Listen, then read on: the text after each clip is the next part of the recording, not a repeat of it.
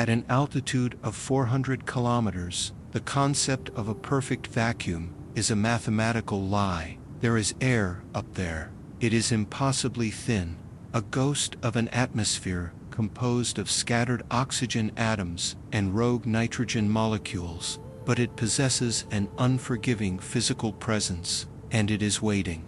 For over 2 decades, an engineered leviathan of titanium, reinforced Kevlar, and mirrored solar glass has been plowing through this microscopic headwind at roughly 7.6 kilometers per second. It is a mass of 420 metric tons, roughly the weight of 3 diesel locomotives, continuously falling around the curvature of the Earth. But that microscopic friction is relentless. It acts as an invisible tether, slowly stealing kinetic energy. Every single day, gravity and atmospheric drag conspire to pull this structure roughly 100 meters closer to the surface of the planet. To maintain its precarious equilibrium, it requires constant, violent infusions of chemical thrust, burning propellants, just to keep the orbital reaper at bay. Eventually, the fuel will stop flowing. The corrections will cease. The architecture will begin to surrender to the dragging weight of a thickening atmosphere. We built the most expensive, complex machine in the history of our species. A cathedral of science suspended in the desolate cold of low Earth orbit, and now we must meticulously engineer its absolute destruction. Left entirely to its own devices, a decaying orbit of this magnitude guarantees a chaotic and catastrophic fragmentation. It would be a blind, burning descent that would scatter thousands of pounds of molten shrapnel unpredictably across the globe. To prevent a random catastrophe, the creators of this monumental outpost have designed a death sentence, a highly calculated, billion-dollar execution protocol aimed at dragging it down into the darkest, most isolated, watery grave on the planet. The mechanics of pulling a football field-sized laboratory out of the sky without causing a planetary disaster involve a terrifying dance of thermodynamics, orbital velocity, and atmospheric compression. It is a problem that tests the very limits of our engineering sanity. If you seek the truth hidden in the dark and wish to unravel the cold, relentless mechanics of the universe, subscribe and join us on this journey. The sheer scale of what must be done begins with a fundamental misunderstanding of what it actually means to orbit a planet. The line between floating in space and burning in the upper atmosphere is not a boundary you cross with a single step. It is a gradual, inescapable descent, a trap that simply waits for momentum to fail. When you watch archival footage of astronauts floating inside a pressurized module, laughing as they catch spherical droplets of water suspended in mid-air, your brain constructs a very comforting lie. It tells you that these individuals have escaped Earth. It tells you that at a certain altitude, gravity simply switches off, granting them a serene, weightless existence in the void. This intuition is not just mathematically incorrect. It is a profound misunderstanding of the gravitational prison we live in.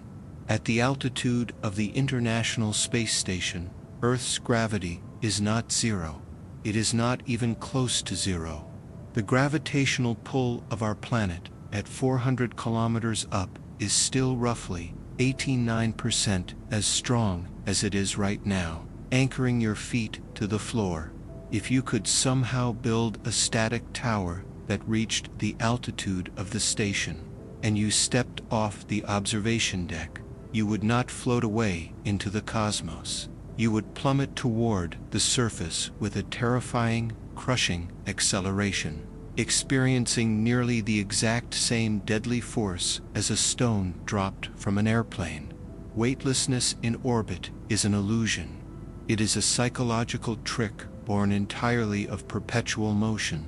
To understand the terrifying reality of what must be done to the station, we must first dissect the precise mechanics of why it is in the sky at all.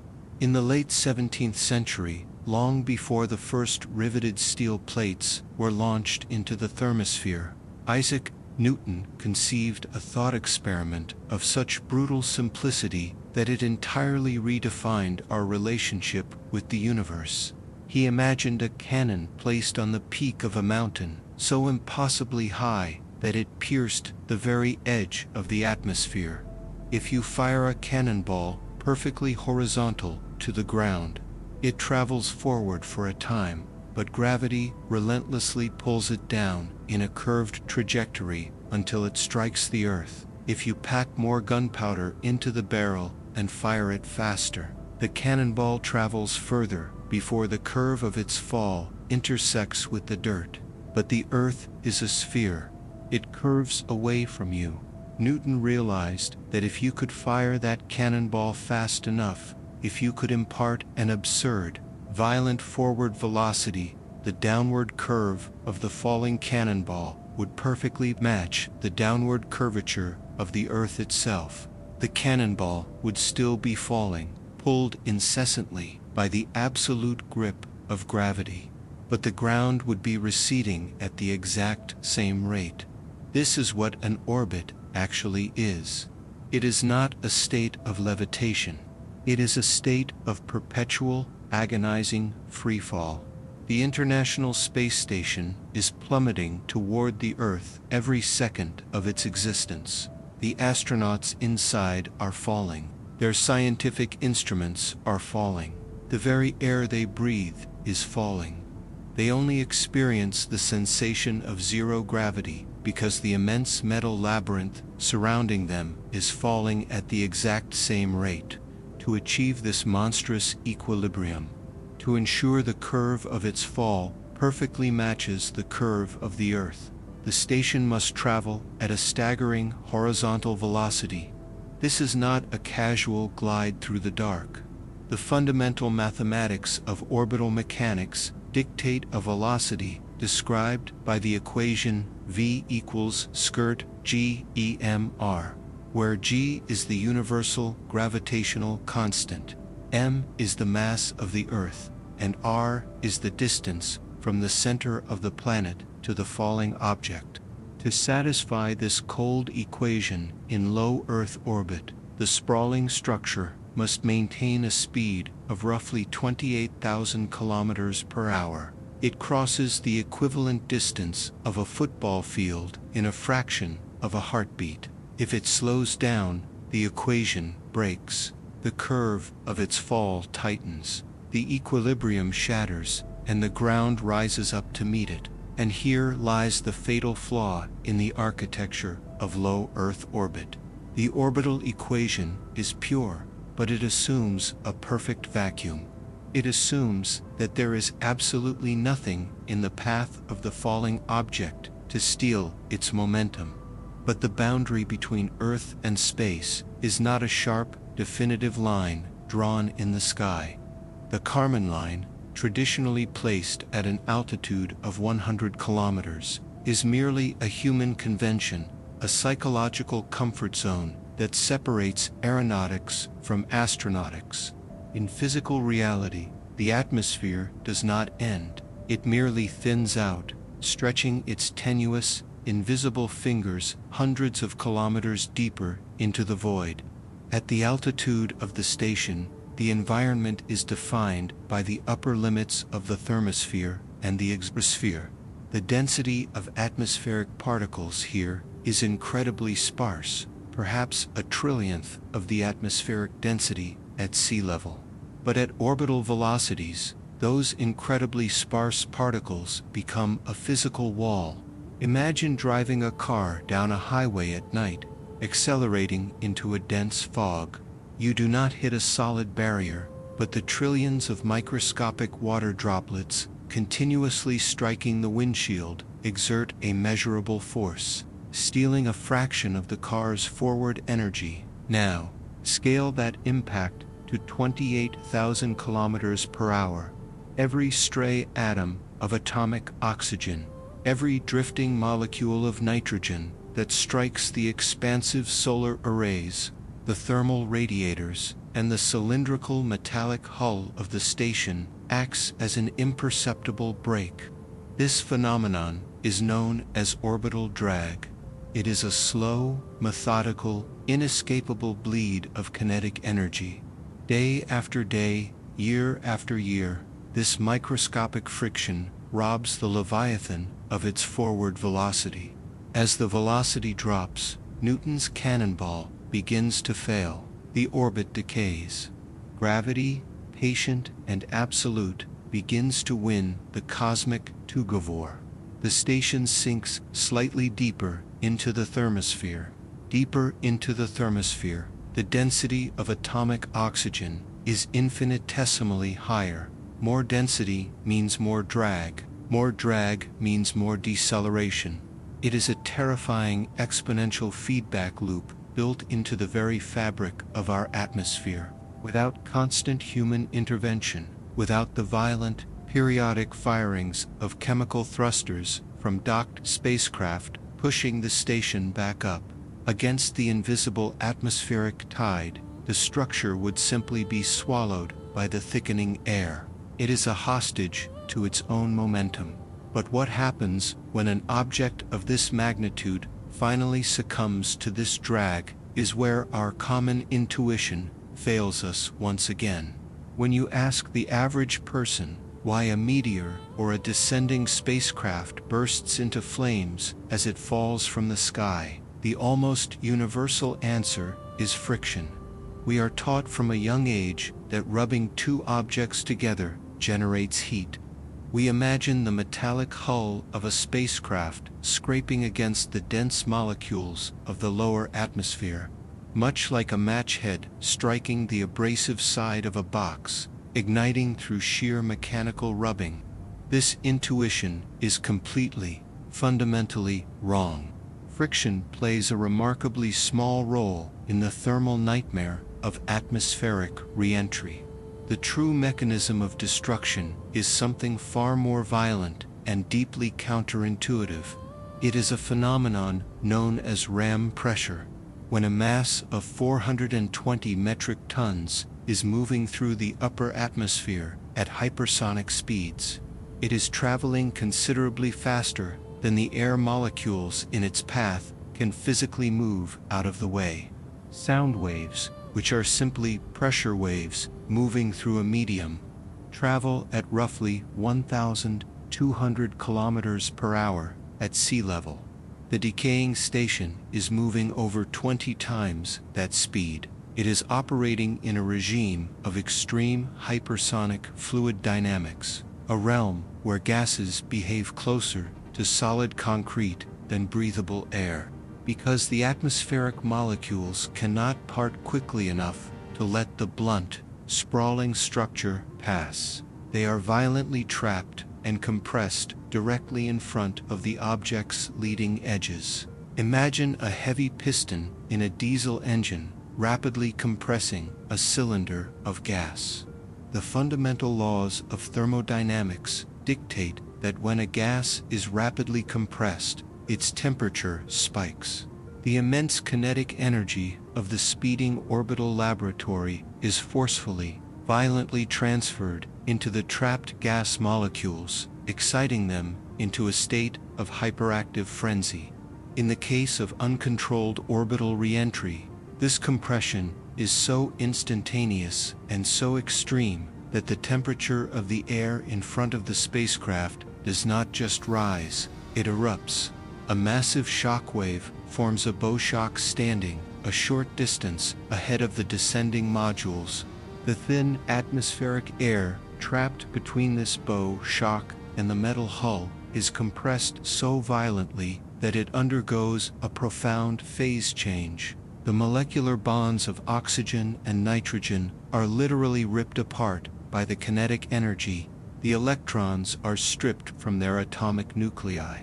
The gas ceases to be a gas and becomes a superheated plasma. This creates a blinding, incandescent envelope of electrically charged particles burning at temperatures that can easily exceed 3000 degrees Celsius. It is a localized inferno, hotter than the melting point of almost any material known to aerospace engineering. The station, should it fall uncontrolled, would not be burning because of friction against the air. It would be incinerated by an artificial star of its own making, a bubble of ionized plasma generated by the sheer brute force compression of the Earth's atmosphere.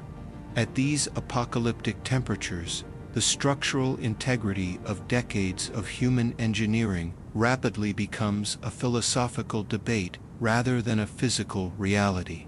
Aerospace-grade aluminum alloys, the primary material of the pressurized modules, begin to warp, soften, and melt at a mere 660 degrees Celsius. Titanium, the resilient, heavily forged backbone of spacecraft design, surrenders completely at roughly 1,600 degrees. The sprawling solar array's fragile expanses of glass, silicon, and copper wiring designed to drink the cold light of the sun would shatter, liquefy, and evaporate within mere seconds of entering the dense plasma field. But the plasma is only one half of the executioner's axe. As the orbital velocity continues to bleed away in the fiery descent, and the station sinks deeper into the thickening lower layers of the stratosphere, the atmospheric density increases exponentially. The diffuse high-altitude fog becomes a solid wall of aerodynamic resistance. The International Space Station is not a sleek, aerodynamic missile designed to pierce the air. It is a sprawling, chaotic assembly of cylindrical modules, truss segments, massive cooling radiators, and protruding scientific instruments. It has the aerodynamic profile of a shattered tin can tangled in a parachute. This asymmetrical architecture means that as it hits the denser atmosphere, the aerodynamic forces acting upon it will be vastly uneven. The center of mass and the center of aerodynamic pressure will wage a violent war against each other. This will create immense, twisting torques across the entire structure. It was a habitat designed to exist in the serene, stress-free vacuum of microgravity, where components are largely weightless relative to each other. It was never designed to withstand the brutal, tearing aerodynamic shear of a hypersonic descent through a dense fluid. Long before the plasma heat has a chance to melt through the deepest, most heavily armored pressure vessels, the sheer dynamic pressure of the atmosphere will simply rip the cathedral apart. Giant bolts will shear under the twisting stress. Pressurized habitation nodes will pop like deep-sea submersibles brought too quickly to the surface. Massive sections of the truss will violently detach, instantly transforming into secondary projectiles, each generating its own independent bowshock, its own localized envelope of superheated plasma. A single, controlled orbital laboratory will violently multiply into a chaotic swarm of thousands of blazing meteors, each carrying immense kinetic energy, and because of the highly unpredictable aerodynamics of a tumbling, asymmetrical, disintegrating structure, it becomes mathematically impossible to calculate exactly where this rain of molten shrapnel will strike. To grasp the terrifying scale of what a blind descent truly means, we must examine the physical reality of the debris. There is a comforting, yet entirely fabricated, myth that when a spacecraft falls from orbit, it simply burns up, vanishing into ash and vapor like a shooting star. This is a fairy tale we tell ourselves to sleep soundly under a sky filled with dead machines. The International Space Station is not a fragile meteor composed of ice and loose dust. It is a 4-100- and -20- metric ton fortress of aerospace-grade materials, specifically forged to withstand the most extreme thermal and kinetic environments in the known universe, while the thin aluminum of the habitation modules and the delicate silicon of the solar arrays will undoubtedly vaporize in the blinding plasma of reentry. A significant percentage of the station's mass will not. The architecture of the station relies heavily on components that are effectively immune to the fleeting heat of atmospheric friction. Massive gyroscopes forged from dense steel, which spin endlessly to maintain the station's orientation, possess a thermal mass so immense that the brief plunge through the mesosphere is simply not long enough to melt them to their core. There are vast propellant tanks constructed from titanium alloys. The melting point of titanium is over 1,600 degrees Celsius, while the outer skin of these spherical tanks will ablate, peeling away and carrying the surface heat with it. The solid core will survive intact. Historically, when heavy aerospace components survive the plasma envelope, they enter what is known as a ballistic freefall in the lower atmosphere. These surviving fragments, some weighing hundreds or even thousands of kilograms, will plummet toward the surface at terminal velocities exceeding 300 kilometers per hour. They are essentially blind, hypersonic artillery shells. When a structure of this unprecedented scale disintegrates at an altitude of roughly 75 kilometers, it does not drop its surviving shrapnel neatly into a single, compact area. The violent separation of modules creates a chaotic constellation of debris, and each individual piece is governed by its own unique aerodynamics, dictated by a metric known as the ballistic coefficient. The ballistic coefficient is a mathematical representation of an object's ability to punch through air resistance. A dense, heavy titanium fuel tank has a very high ballistic coefficient. It slices through the thickening atmosphere, retaining its forward momentum, and travels hundreds of kilometers further downrange. A jagged, torn sheet of reinforced structural hull has a low ballistic coefficient.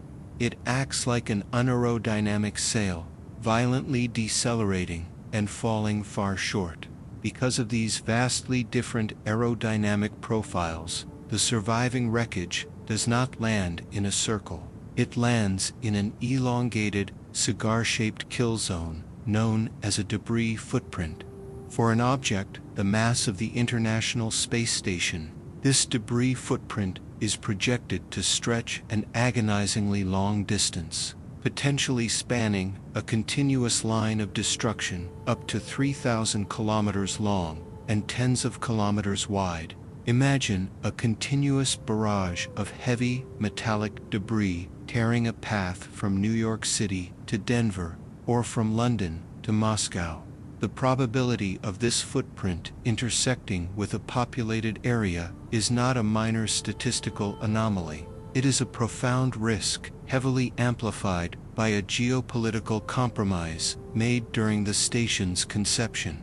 The station orbits the Earth at an inclination of 51.6 degrees relative to the equator. This highly specific angle was not chosen for its scientific efficiency, but because it allowed both American rockets launching from Florida and Russian rockets launching from the high latitudes of Baikonur to rendezvous with the station. However, this Cold War compromise guarantees that the station's orbital ground track sweeps over the vast majority of the Earth's habitable landmass. It continuously traces a sweeping sine wave across the globe, passing directly over regions that contain more than 90% of the human population. If the station is allowed to fall blindly, the cosmic roulette wheel favors a catastrophic strike on human infrastructure. You might assume that, with our vast arrays of supercomputers and phased array radar networks, we could simply calculate the exact moment of the station's natural orbital decay. Plot the trajectory and precisely predict where the 3,000-kilometer footprint will land, allowing for mass evacuations. This intuition relies on a fatal misunderstanding of the environment in which the station operates. The upper atmosphere is not a static, predictable layer of gas.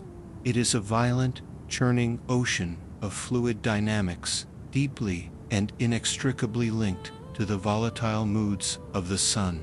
We are currently existing in a period of intense solar activity.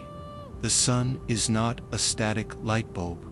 It is a writhing, magnetic beast undergoing an 11-year cycle of magnetic turbulence. During a solar maximum, the surface of our star is pockmarked with complex sunspots, and its magnetic field lines frequently snap, unleashing violent storms of extreme ultraviolet radiation and coronal mass ejections. When these torrents of highly charged solar particles slam into the Earth's magnetosphere, they do not just create beautiful auroral displays at the poles, they transfer an immense amount of kinetic and thermal energy directly into the Earth's upper atmosphere. When a gas is heated, it expands.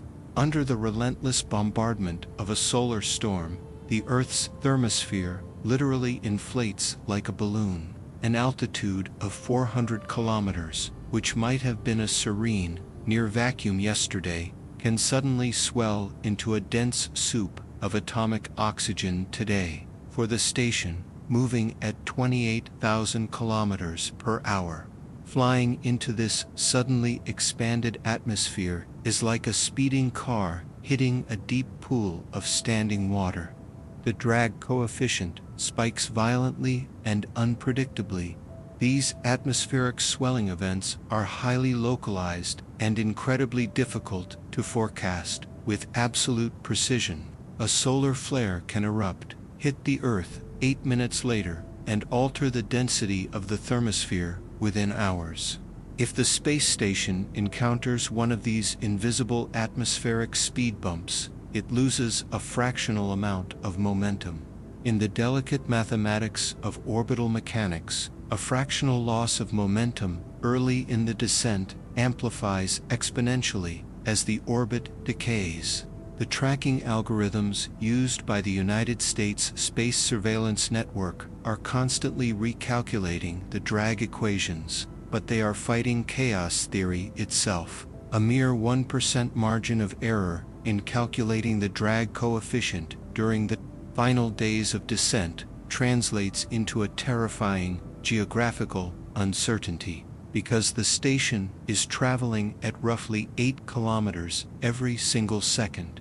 If your mathematical model predicts the final plunge just 5 minutes too early, the actual debris footprint will land 2,400 kilometers further down the orbital track than you predicted. You could meticulously calculate a safe splashdown in the remote waters of the South Pacific, only for a minor fluctuation in solar wind to shift the entire 3,000-kilometer kill zone directly over the dense metropolitan sprawl of Southeast Asia. The atmosphere is too chaotic, the velocity is too immense, and the mass is too catastrophic to leave to the whims of fluid dynamics and solar weather. Uncontrolled reentry is entirely off the table. Faced with this mathematical nightmare, the natural instinct of a species that builds monuments is preservation. If pulling it down is an uncontrollable hazard, the intuitive alternative is to push it up.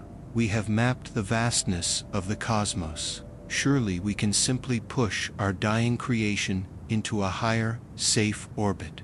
We do this routinely with smaller, dying communications satellites, expending their last reserves of chemical propellant to push them into a graveyard orbit tens of thousands of kilometers away from Earth, where they will drift silently for millennia, posing no threat to the planet below.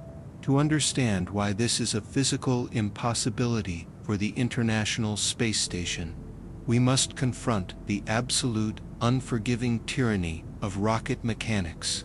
In the late 19th century, a Russian mathematician named Konstantin Tsiolkovsky formalized an equation that has served as the unbreakable speed limit for human ambition in space.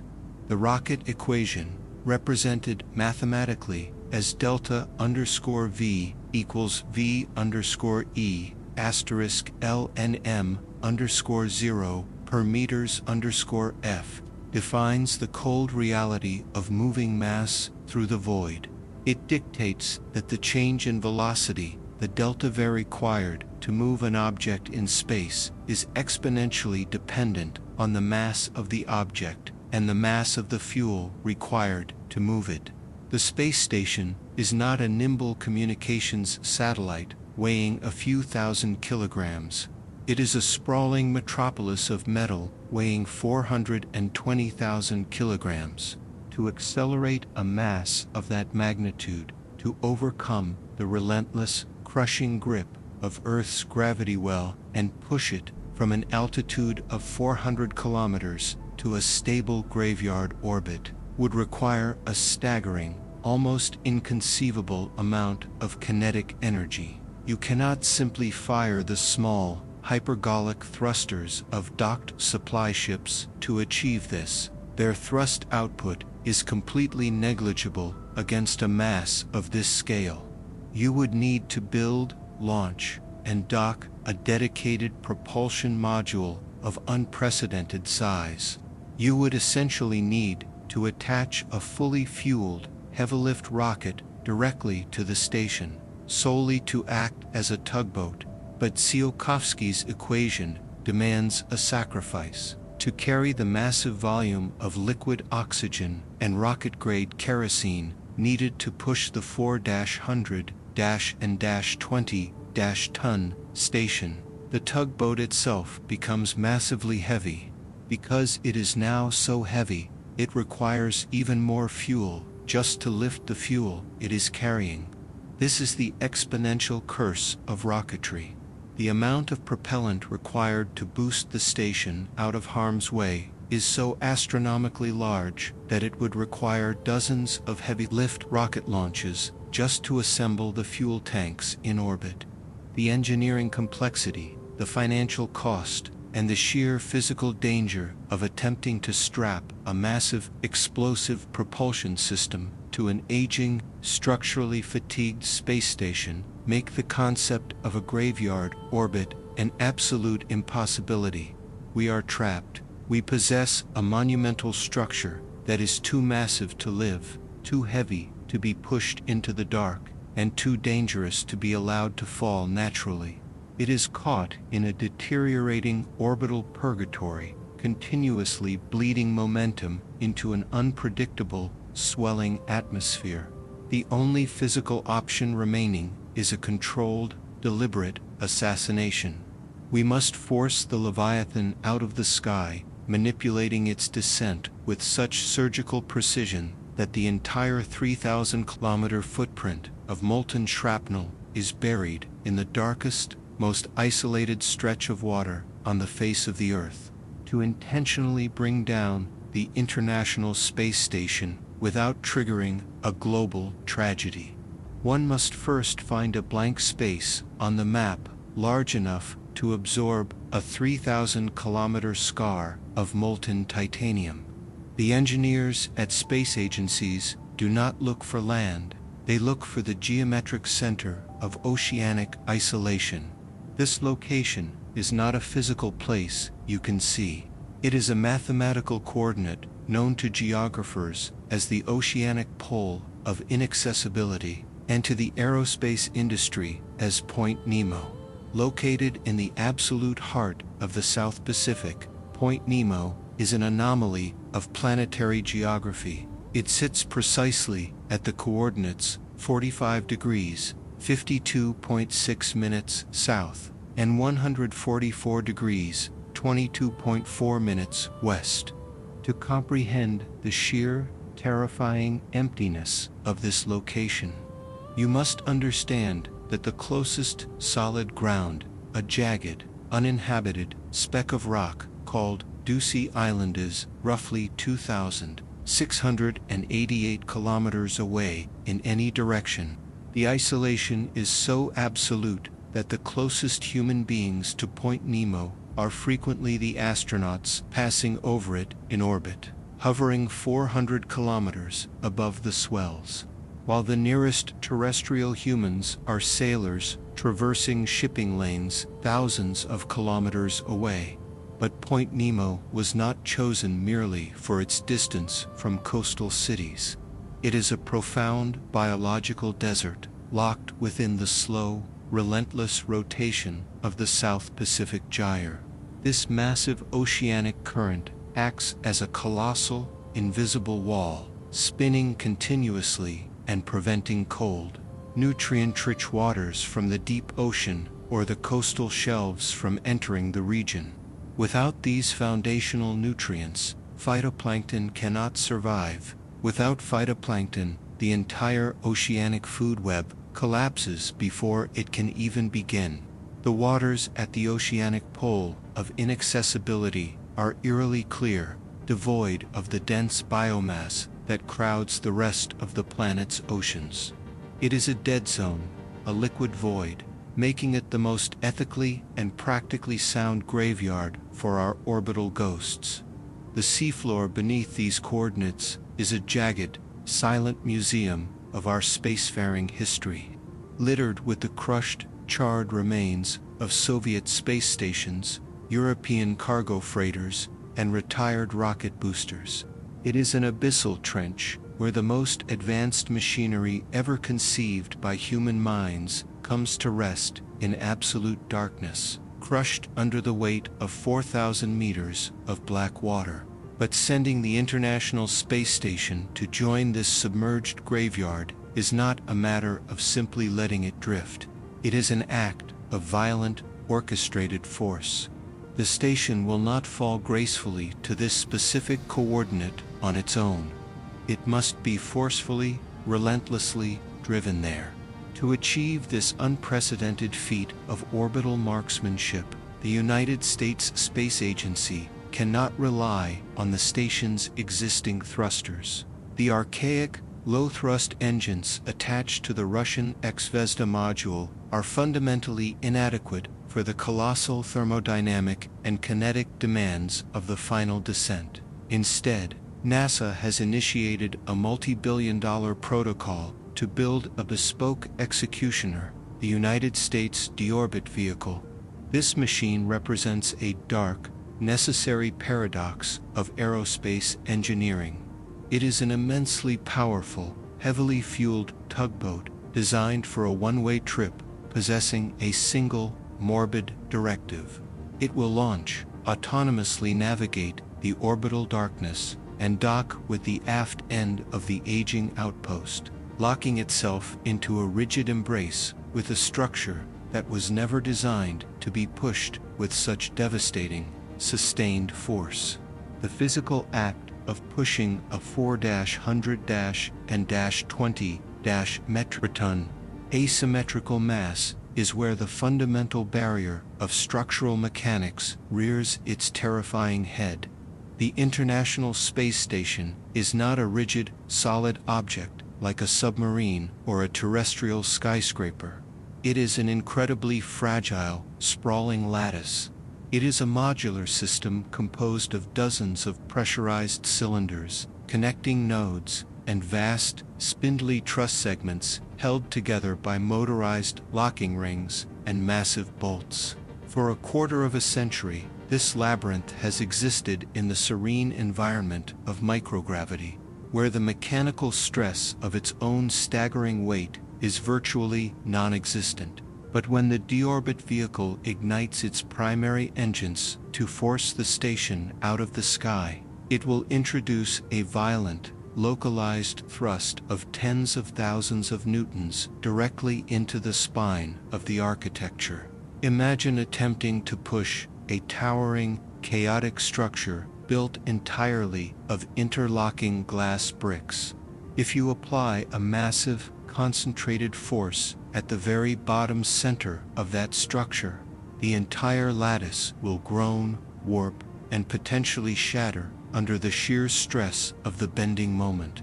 The primary docking ports on the station, where the deorbit vehicle must attach, were engineered to endure the gentle, highly calculated nudges of lightweight resupply capsules, not the sustained, brutal acceleration of a heavy-lift deorbit burn. Furthermore, this metal is tired. It is deeply, fundamentally fatigued. Every 90 minutes, for the last 2 decades, the station has passed from the scorching, unfiltered radiation of orbital sunrise to the freezing absolute zero of orbital night. This relentless thermal cycling, expanding violently in the raw heat of the sun, contracting sharply in the dark shadow of the Earth, induces microscopic stress fractures deep within the aluminum and titanium alloys. Decades of micrometeoroid impacts have pitted the structural hull, creating microscopic points of weakness. The engineers must calculate precisely how much thrust the executioner can apply before the ancient metal of the docking collars simply shears off under the immense pressure. If the structural integrity fails, the violent disconnect would send the deorbit vehicle tumbling away, leaving the 400-ton laboratory violently spinning out of control in a rapidly decaying orbit, totally irrecoverable.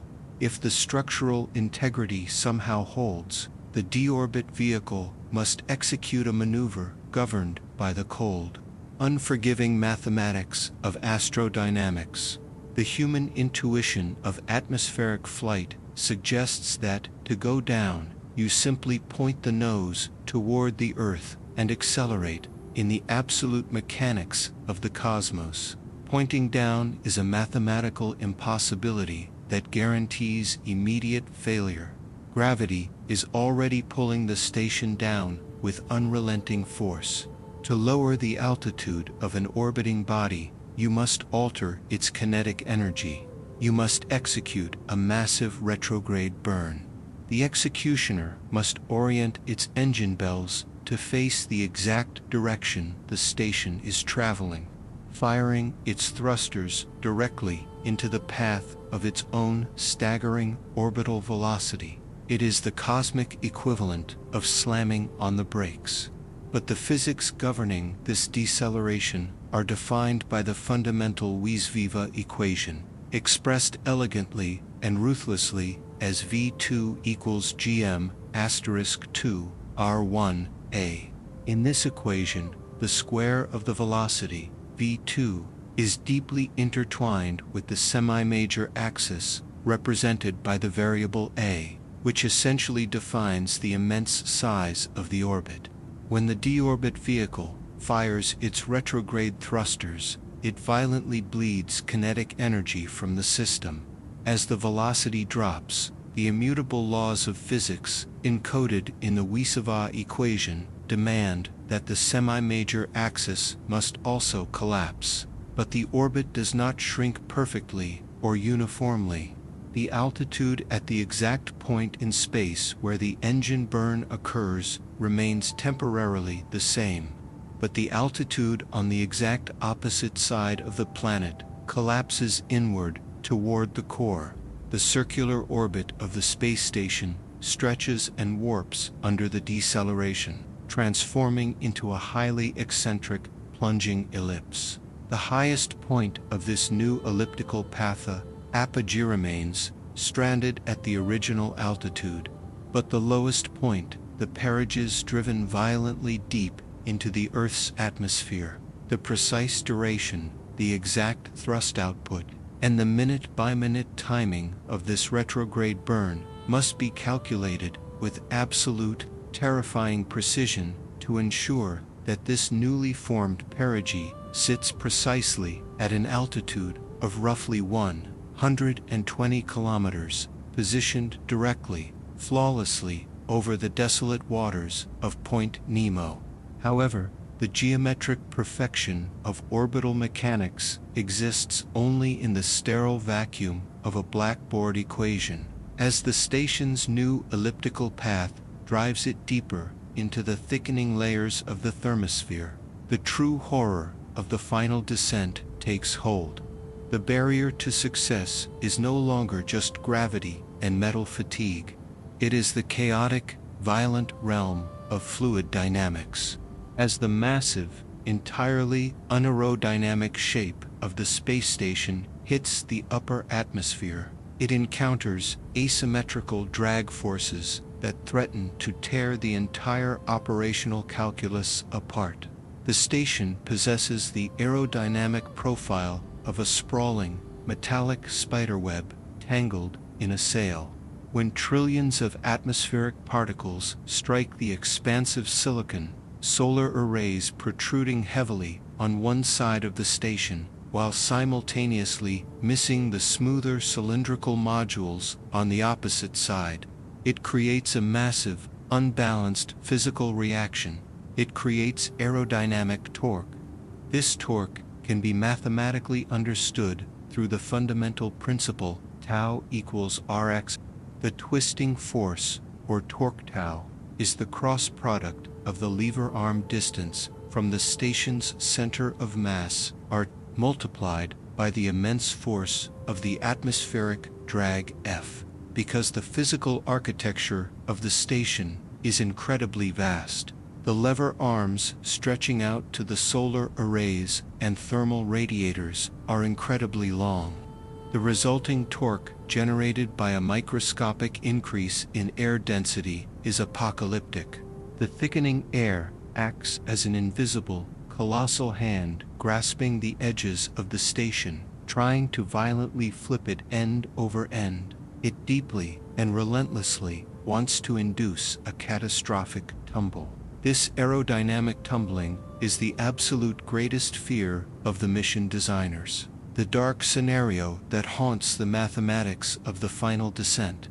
If the station begins to spin uncontrollably while the deorbit vehicle is still actively firing its engines, the entire geometric framework of the mission disintegrates instantly. The thrust vector, the highly precise direction the engine force is pushing the massmoost, remain locked in absolute, perfect alignment with the orbital path to maintain the trajectory toward the oceanic graveyard.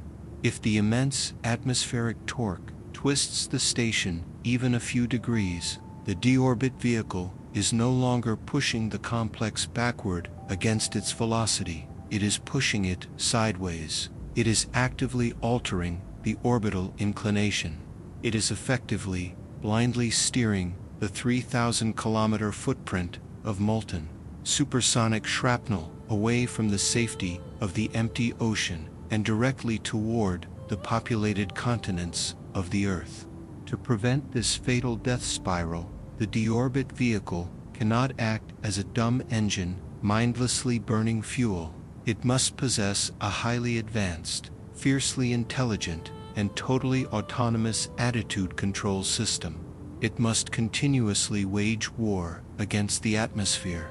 As the atmospheric torque violently twists the station to the left, the executioner's onboard computers must instantly gimbal its massive engine nozzles, vectoring the thrust to the right to counteract the spin. This creates an incredibly violent, high-speed mechanical dance.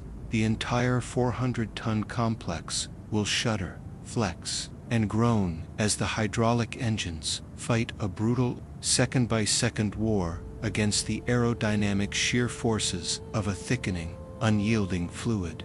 This war must be fought entirely alone. At this critical, terrifying altitude, surrounded by a rapidly forming envelope of superheated plasma generated by ram pressure, communication with ground control will be utterly severed.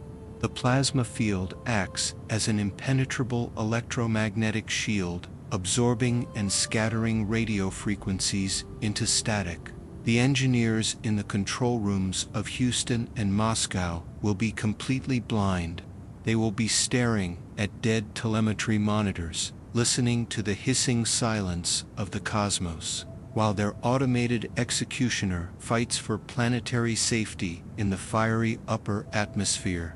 The situation perfectly mirrors the profound latency of a global server network, attempting to process high-frequency algorithmic financial trades across vast oceans. Human reflexes, strictly constrained by the speed of light and the slow processing time of human cognition, are vastly, fundamentally, too slow to joystick a tumbling orbital complex through a hypersonic atmospheric boundary layer. Even if the radios worked, a command sent from Earth to correct a dangerous pitch angle would arrive long after the station had already violently flipped over and doomed the trajectory. The onboard flight computers must evaluate thousands of sensor data points per millisecond, measuring microscopic, terrifying changes in pitch, yaw, and roll using highly sensitive laser gyroscopes. They must instantly calculate the exact magnitude of thrust vectoring required to cancel out the atmospheric torque, and they must send those high-voltage commands to the hydraulic actuators controlling the engine bells in a fraction of a heartbeat. It is a delicate, nightmarish balancing act. Imagine trying to balance a heavy, wobbling broomstick on the tip of your finger while standing in the bed of a pickup truck, accelerating blindly into a hurricane. If the internal control loop lags by even a fraction of a second, if the hydraulic actuators are too slow to respond to the computer's desperate commands, or if the sheer, overwhelming force of the atmospheric drag simply exceeds the mechanical thrust capabilities of the gimbling engines, the station will snap. It will enter a violent, irrecoverable spin. If that control barrier is breached, the carefully calculated elliptical orbit collapses into pure, unadulterated chaos. The perigee, the exact point of maximum thermal destruction, begins to wander wildly and unpredictably across the globe. The mathematical certainty of Point Nemo dissolves into a terrifying, high-stakes game of planetary roulette. A mere 5-degree error in the pitch of the station during the final agonizing minutes of the retrograde burn could radically and fatally alter the downrange trajectory. Instead of burying itself in the silent, liquid void of the South Pacific Gyre, the cascading swarm of heavy titanium shrapnel could continue its hypersonic glide across the curvature of the Earth, hurtling relentlessly toward the densely populated coastlines of South America, or tracing a blazing, catastrophic arc across the sprawling metropolitan corridors of Europe. This is the profound, inescapable paradox at the absolute heart of the final descent. We are forced to design an exquisitely precise, highly intelligent, multi-billion-dollar machine for the sole, paradoxical purpose of orchestrating a catastrophic, destructive plunge. We are utilizing the absolute pinnacle of modern aerospace engineering, the deepest, most complex understandings of thermodynamics and orbital calculus, to essentially blindfold a colossal giant, violently spin it around in the dark, and hope against all odds that it falls exactly where we commanded it to die. The very immense complexity of the machine required to execute this apocalyptic task introduces 1,000 new variables, 1,000 hidden points of catastrophic failure. The true barrier is not just the cold engineering of the execution. It is the fundamental, terrifying unpredictability of an aging metal leviathan wrestling with the violent, untamable physics of a swelling atmosphere. The violent spectacle of the deorbit will be fleeting.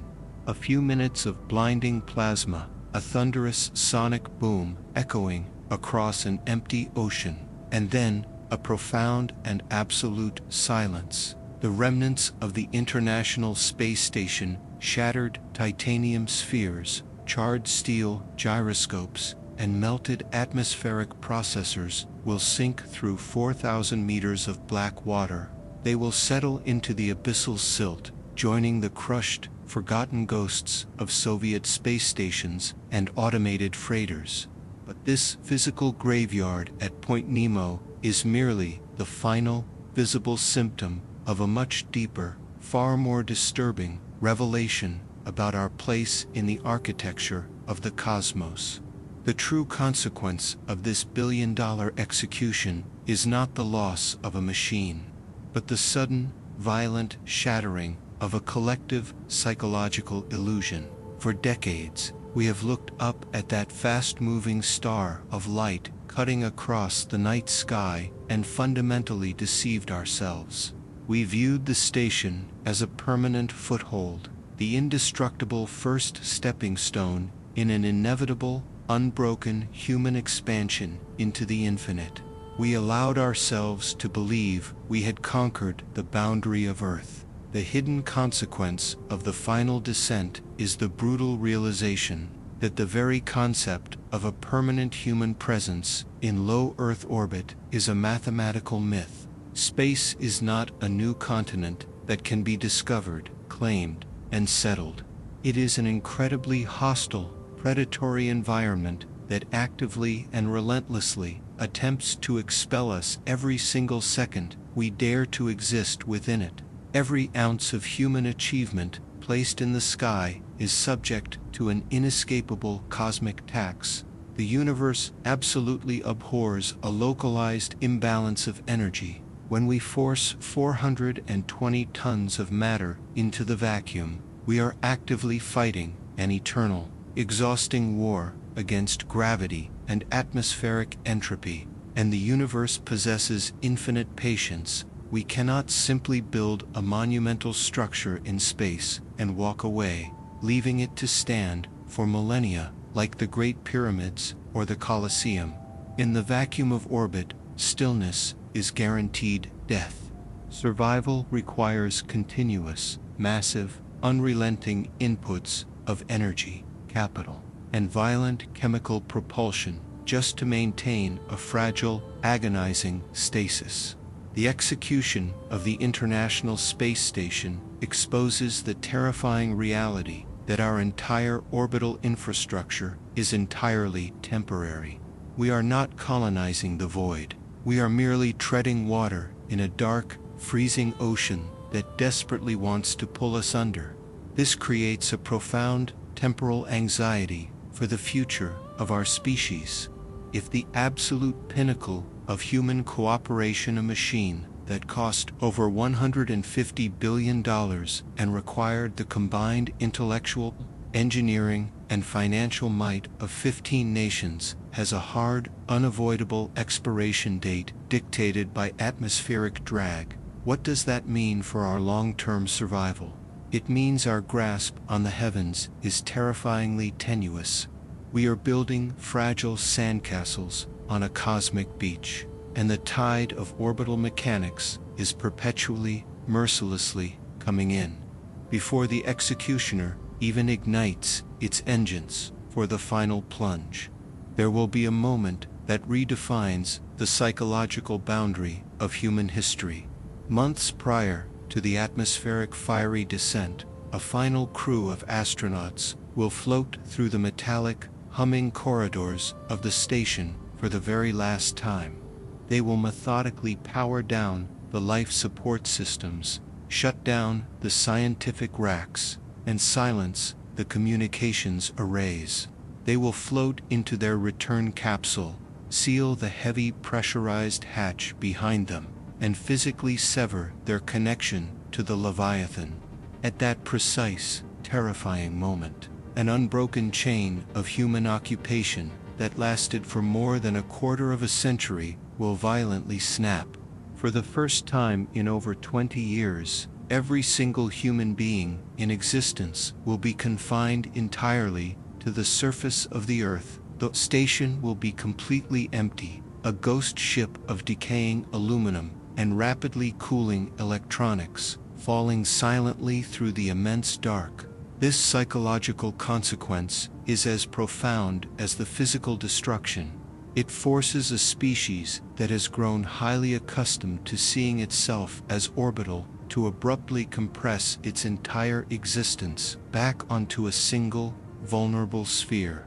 The emptiness of the station in its final months will serve as a stark, chilling reflection of the void outside its reinforced windows. As the automated systems slowly fail and the internal temperature plummets, the station will cease to be a living habitat and revert to being merely a dead mass of metal. This transformation highlights a disturbing philosophical paradox regarding the nature of the machine itself. Over its decades of operation, the International Space Station has been subject to continuous repair, upgrade, and replacement. Solar panels have been swapped, life support nodes have been exchanged, and the very air and water circulating through its veins have been constantly replenished from Earth. It is a staggering mechanical embodiment of the ship of Theseus. If every vital component of the structure has been altered or replaced to fight the slow decay of time, what exactly is it that we are destroying? We are not just destroying a physical object, we are annihilating a sustained human action. We are intentionally terminating a highly organized pocket of negative entropy that we fought desperately to maintain against the overwhelming background radiation of the universe. Yet, the consequence of not tearing down this monument is infinitely more terrifying than the melancholic act of destroying it. The planned execution is not a choice made out of convenience. It is an absolute necessity driven by a grim, existential fear of our own making. If we were to succumb to human sentimentality, if we abandoned the multi-billion-dollar deorbit vehicle and simply let the station die a slow, natural, uncontrolled death, the resulting orbital decay would not just threaten terrestrial cities with falling shrapnel, it would threaten the very concept of a future human space age. Low Earth orbit is no longer an empty, pristine void. It is a highly congested, hyperkinetic highway densely populated by thousands of active satellites, military arrays, and commercial constellations. These orbiting machines form the invisible, fragile nervous system of our modern civilization, governing global communications, financial transactions, and planetary weather forecasting. If a completely dead, unsteerable International Space Station were left to drift and tumble through these crowded orbital lanes, it would instantly become the ultimate apex predator of this fragile ecosystem. A single, catastrophic collision between the derelict 400-ton station and another large piece of orbital machinery at 28,000 kilometers per hour would not just destroy both objects, it would release an apocalyptic shockwave of hypervelocity shrapnel. This introduces the absolute nightmare of orbital mechanics, the Kessler syndrome. This cascading chain reaction is the darkest, most closely guarded fear of every aerospace engineer. The metallic shrapnel from the first massive impact would violently spread out, acting as thousands of unguided hypersonic missiles. These jagged fragments would strike other satellites, shattering them into tens of thousands of new fragments, which in turn would strike thousands more. It is a runaway, uncontrollable nuclear chain reaction, not of radiation, but of pure kinetic energy. Within a matter of months, the orbital lanes crucial for our daily survival would be completely transformed into an impenetrable, swirling shell of lethal, microscopic bullets. In the vacuum of space, a rogue paint fleck traveling at orbital velocity impacts with the kinetic energy of a rifle bullet. A shattered titanium bolt impacts with the devastating force of a detonating hand grenade. If this unstoppable cascade is triggered by our negligence in disposing of the station, The sky would physically and permanently close to us. The launch of any future spacecraft, any deep space telescope, any ambitious mission to Mars or the Moon would become a mathematically suicidal endeavor. We would be violently imprisoned on our own planet by a cage of our own shattered ambitions. We are forcibly destroying the station, not just to protect the ground, but to protect the vacuum itself. We are killing our greatest creation to ensure we are not locked inside our own planetary cradle forever.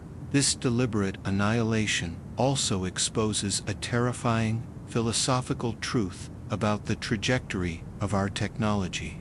We operate under the comforting, arrogant assumption that technology always moves forward, that our capabilities permanently expand. The intentional loss of the station proves that technological progress is not a straight, unending line into the future. It is a fragile, cyclical wave.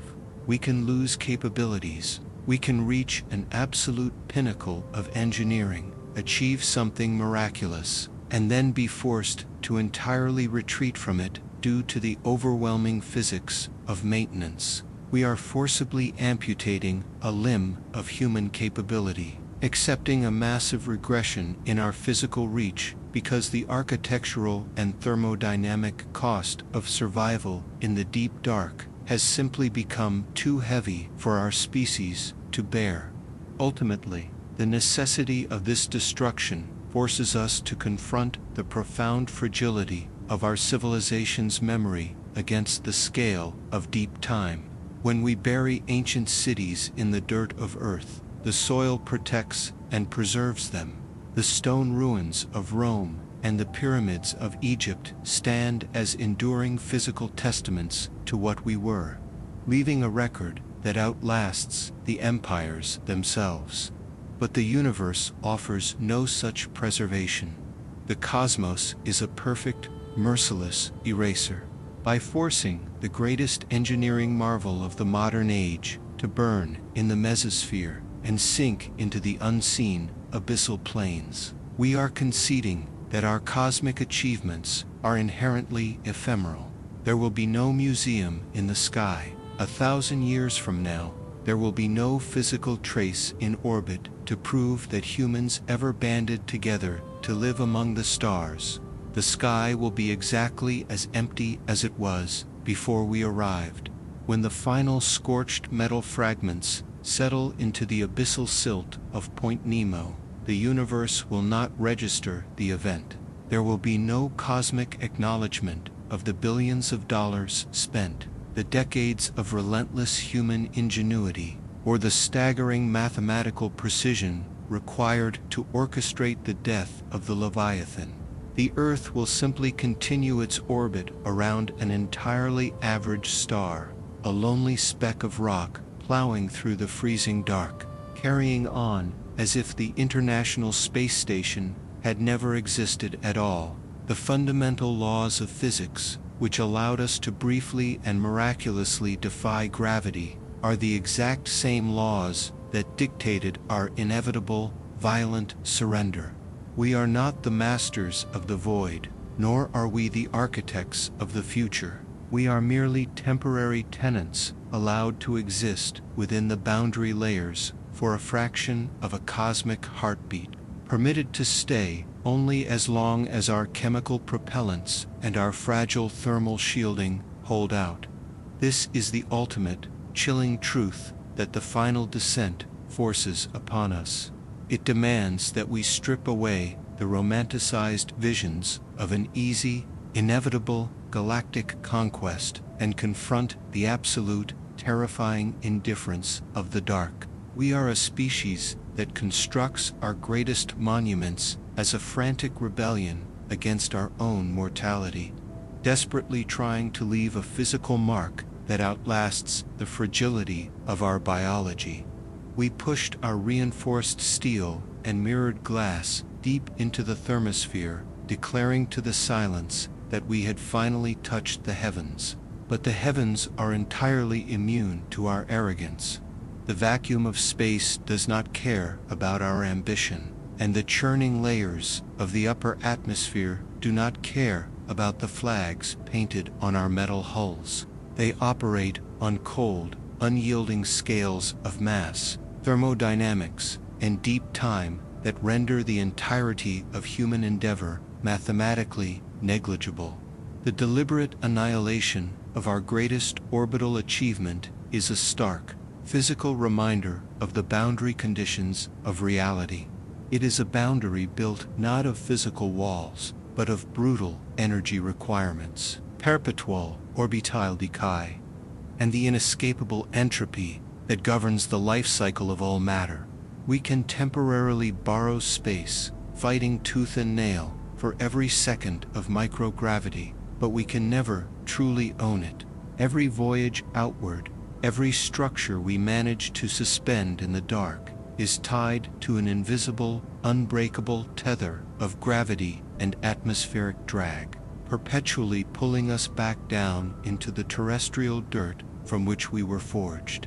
As you look up into the deep expanse of the night sky, you are no longer looking at a boundless frontier of guaranteed, infinite human expansion. You are looking at a harsh, unforgiving ocean that we have barely managed to dip our trembling hands into, only to realize how desperately and violently the current wants to drag us under. The International Space Station was our most audacious, brilliant attempt to build a permanent, floating island in that black ocean, and yet we are now forced to meticulously, mathematically sink it ourselves, purely to survive the kinetic consequences of our own engineering. The sprawling sky above is not a blank canvas waiting patiently for our permanent signature. It is a vast, silent eraser, eternally hovering, eternally patient, simply waiting for our momentum to finally fail.